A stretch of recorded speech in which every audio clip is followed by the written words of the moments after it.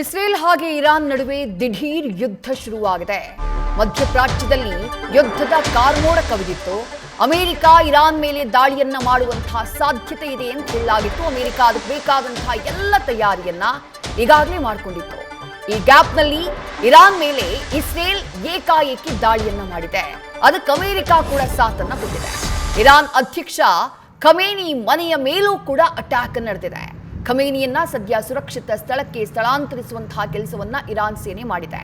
ಟೆಹರಾನ್ನಿಂದ ಬೇರೆ ಕಡೆಗೆ Ali Khamenei shift ಆಗಿದ್ದಾನೆ. ಶೀಲ್ಡ್ ಆಫ್ ಜುಡಾ ಆಪರೇಷನ್ ಹೆಸರಿನಲ್ಲಿ ಈ ಯುದ್ಧವನ್ನ ಶುರು ಮಾಡಿದೆ ಇಸ್ರೇಲ್. ದಾಳಿಯಾಗ್ತಾ ಇದ್ದ ಹಾಗೆ ಇರಾನ್ನಲ್ಲಿ ಮೊಬೈಲ್ ಸಂಪರ್ಕ ಕಡಿತ ಆಗಿದೆ. ಇಸ್ರೇಲ್ನಲ್ಲಿ ವಿಮಾನ ನಿಲ್ದಾಣಗಳ ಕಾರ್ಯಾಚರಣೆ ಸ್ಥಗಿತ ಆಗಿದೆ. ಎಲ್ಲ ಸಾರ್ವಜನಿಕ ಕಾರ್ಯಕ್ರಮಗಳನ್ನು ಕೂಡ ರದ್ದು ಮಾಡಿ ಆದೇಶವನ್ನ ಹೊರಡಿಸಲಾಗಿದೆ. ಮತ್ತಷ್ಟು ಡೀಟೇಲ್ಸ್ ನಮ್ಮ ಪ್ರತಿನಿಧಿ ಚಂದ್ರಮೋಹನ್ ನೀಡ್ತಾ ಹೋಗ್ತಾರೆ. ಚಂದ್ರಮೋಹನ್, ಇವತ್ತು ನಾಳೆ ಅನ್ನುವಂಥ ರೀತಿನಲ್ಲಿ ವಾತಾವರಣ ಇತ್ತು. ಅಮೆರಿಕ ಯಾವಾಗ ದಾಳಿ ಮಾಡುತ್ತೋ ಗೊತ್ತಿಲ್ಲ ಅನ್ನುವಂಥ ಸಿಚುವೇಶನ್ ಇತ್ತು. ಆದರೆ ಇಸ್ರೇಲ್ ಮೂಲಕ ಅಮೆರಿಕ ಜಂಟಿಯಾಗಿ ಇರಾನ್ನ ಮೇಲೆ ಅಟ್ಯಾಕ್ ಅನ್ನ ಮಾಡಿದೆ. ಸದ್ಯದ ಸಿಚುವೇಶನ್ ಏನು ಅಂತ ಹೇಳಿ ಚಂದ್ರಮೋಹನ್. ಕಳೆದ 8 ದಿನಗಳಿಂದ ಕೂಡ ಅಮೆರಿಕ ಯಾವ ಕ್ಷಣದಲ್ಲಿ ಬೇಕಾದ್ರೂ ಕೂಡ ಇರಾನ್ನ ಮೇಲೆ ವೈಮಾನಿಕ ದಾಳಿಯನ್ನು ನಡೆಸಬಹುದು ಅನ್ನುವ ಪರಿಸ್ಥಿತಿ ನಿರ್ಮಾಣ ಆಗಿತ್ತು. ಇದಕ್ಕೆ ಪೂರಕವಾಗಿಯೇ ಅಮೆರಿಕ ತನ್ನ ಯುದ್ಧ ನೌಕೆಗಳನ್ನ ಮತ್ತು ಯುದ್ಧ ವಿಮಾನಗಳೆಲ್ಲವನ್ನು ಕೂಡ ಮಧ್ಯಪ್ರಾಚ್ಯದಲ್ಲಿರ್ತಕ್ಕಂಥ ಅಮೆರಿಕದ ವಾಯುನೆಲೆಗಳಿಗೆ ಮೂವ್ ಮಾಡಿತ್ತು. ಇಸ್ರೇಲ್ ಕೂಡ ಅಮೆರಿಕದ ದಾಳಿಗೆ ಸಾಥನ್ನ ಕೊಡ್ಲಿಕ್ಕೂ ಕೂಡ ಸಿದ್ಧವಾಗಿತ್ತು. ಆದ್ರೆ ಈಗ ಇದ್ದಕ್ಕಿದ್ದಂತೆ ಇವತ್ತು ಅಂತಿಮವಾಗಿ ಇಸ್ರೇಲ್ ದೇಶವೇ ಇರಾನ್ನ ಮೇಲೆ ದಾಳಿಯನ್ನು ನಡೆಸಿದೆ, ವೈಮಾನಿಕ ದಾಳಿಯನ್ನು ನಡೆಸಿದೆ.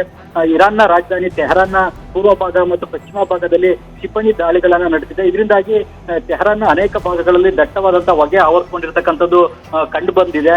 ಮುಖ್ಯವಾಗಿ ಇರಾನ್ ದೇಶ ಈಗ ಬ್ಯಾಲಿಸ್ಟಿಕ್ ಕ್ಷಿಪಣಿಗಳು ಮತ್ತು ನ್ಯೂಕ್ಲಿಯರ್ ಕ್ಷಿಪಣಿಗಳನ್ನ ಸಿದ್ಧಪಡಿಸ್ತಾ ಇದೆ. ಆ ಒಂದು ನ್ಯೂಕ್ಲಿಯರ್ ಕ್ಷಿಪಣಿಗಳು ಬ್ಯಾಲಿಸ್ಟಿಕ್ ಕ್ಷಿಪಣಿಗಳನ್ನ ಸಿದ್ಧಪಡಿಸತಕ್ಕಂಥದನ್ನ ಸಂಪೂರ್ಣವಾಗಿ ನಿಲ್ಲಿಸಬೇಕು. ಇರಾನ್ ಬ್ಯಾಲಿಸ್ಟಿಕ್ ಮತ್ತು ನ್ಯೂಕ್ಲಿಯರ್ ಕ್ಷಿಪಣಿಗಳನ್ನ ಸಿದ್ಧಪಡಿಸೋದ್ರಿಂದ ಅವುಗಳನ್ನ ಇಸ್ರೇಲ್ ಮತ್ತು ಅಮೆರಿಕದಂತಹ ರಾಷ್ಟ್ರಗಳ ಮೇಲೆ ದಾಳಿಗೆ ಬಳಸಬಹುದು. ಅವುಗಳನ್ನ ನಿಲ್ಲಿಸಿದ್ರೆ ಮಾತ್ರನೇ ನಾವು ಯಾವುದೇ ದಾಳಿಯನ್ನ ನಡೆಸೋದಿಲ್ಲ ಅಂತೇಳಿ ಅಮೆರಿಕ ಹೇಳ್ತಾ ಇತ್ತು.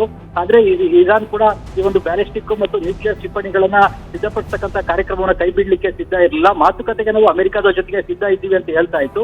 ಆದ್ರೆ ಈ ಒಂದು ನ್ಯೂಕ್ಲಿಯರ್ ಕಾರ್ಯಕ್ರಮ, ಬ್ಯಾಲಿಸ್ಟಿಕ್ ಕ್ಷಿಪಣಿಗಳನ್ನ ಸಿದ್ಧಪಡಿಸತಕ್ಕಂಥ ಕಾರ್ಯಕ್ರಮವನ್ನು ಕೈ ಬಿಡ್ಲಿಕ್ಕೆ ಇರಾನ್ ಕೂಡ ಸಿದ್ಧ ಇರಲಿಲ್ಲ. ಇದರಿಂದಾಗಿ ಅಮೆರಿಕದ ಅಧ್ಯಕ್ಷ ಡೊನಾಲ್ಡ್ ಟ್ರಂಪ್ ಒಪ್ಪಿಗೆ ಕೊಡ್ತಾ ಇದ್ದಂತೆ ಯಾವ ಕ್ಷಣದಲ್ಲಿ ಬೇಕಾದ್ರೂ ಕೂಡ ಇರಾನ್ನ ಮೇಲೆ ಅಮೆರಿಕ ವೈಮಾನಿಕ ವಾಯು ದಾಳಿಯನ್ನ ನಡೆಸಲಿಕ್ಕೆ ಸಿದ್ಧವಾಗಿದೆ ಅನ್ನತಕ್ಕಂತಹ ಮಾಹಿತಿ ಕಳೆದ 8 ದಿನಗಳಿಂದಲೂ ಕೂಡ ಇತ್ತು. ಅಂತಿಮವಾಗಿ ಇವತ್ತು ಇಸ್ರೇಲ್ ಈ ಒಂದು ದಾಳಿಯ ಮುಂಚೂಣಿಗೆ ಬಂದು ದಾಳಿಯನ್ನ ನಡೆಸ್ತಾ ಇದೆ. ಇಸ್ರೇಲ್ಗೆ ಈಗ ಅಮೆರಿಕ ಕೂಡ ಒಂದು ವೈಮಾನಿಕ ದಾಳಿಯ ಪ್ಲಾನ್ ಗಳನ್ನ ಮಾಡಿಕೊಟ್ಟು ಬೆಂಬಲವಾಗಿ ನಿಂತಿದೆ. ಹೀಗಾಗಿ ಈಗ ಇಸ್ರೇಲ್ನ ಮೇಲೆ ಇರಾನ್ ಈಗ 2ನೇ ಬಾರಿಗೆ ಈಗ ಕಳೆದ 1 ವರ್ಷದ ಅವಧಿನಲ್ಲೇ ದಾಳಿ ನಡೆಸಿದಂತಾಗಿದೆ. ಕಳೆದ ಜೂನ್ ನಲ್ಲೂ ಕೂಡ ಇಸ್ರೇಲ್ ದೇಶ ಇರಾನ್ನ ಮೇಲೆ ವೈಮಾನಿಕ ದಾಳಿಯನ್ನ ನಡೆಸಿತ್ತು. ಆಗ 12 ದಿನಗಳ ಕಾಲ ಇರಾನ್ ಮತ್ತು ಇಸ್ರೇಲ್ ನಡುವೆ ಸಂಘರ್ಷ ನಡೆದಿತ್ತು. ಹೀಗಾಗಿ ಈಗ ಇಸ್ರೇಲ್ ಇರಾನ್ನ ಮೇಲೆ ಇವತ್ತು ದಾಳಿಯನ್ನು ನಡೆಸಿರೋದ್ರಿಂದಾಗಿ ಇರಾನ್ ಕೂಡ ಇಸ್ರೇಲ್ನ ಮೇಲೆ ಪ್ರತಿ ದಾಳಿಯನ್ನು ನಡೆಸತಕ್ಕಂತಹ ಎಲ್ಲಾ ಸಾಧ್ಯತೆಗಳು ಕೂಡ ಇವೆ.